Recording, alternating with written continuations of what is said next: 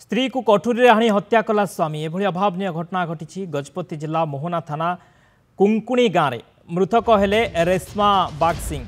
गतकाली राति रे उभय स्वामी स्त्री मोहनारे चलीथिबा मीना बजार बुलिबाकू आसिथिले। राति प्राय 10टारे कुंकुणी गाँव को फेरीथिले। यहाँ परे उभयଙ୍କ मध्यरे कौनसी कारण को नहीं बचसा होइथिला। उत्क्षिप्त होई स्वामी अनंत गोटे कटुरी स्त्री रेश्मार बेक और मुह को हाणी देइथिला।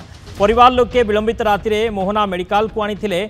सेठारे डाक्टर मृत घोषणा करिसेंते। पुलिस अभियुक्त को थाना रे अटक रखी अधिक तदंत करुछे। स्त्री को कटुरी हाणी हत्या कला स्वामी एभली अभावनीय घटना घटी गजपति जिला मोहना थाना कुंकुणी गाँव में मृतक हेले रेश्मा बाग सिंह।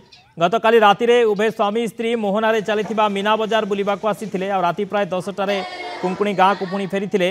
यहाँ परे उभयଙ୍କ मध्यरे कौनसी कारण को नहीं बचसा होइथिला। उत्क्षिप्त होई स्वामी अनंत गोटे कटुरी स्त्री रेश्मा को हाणी पकाइथिले।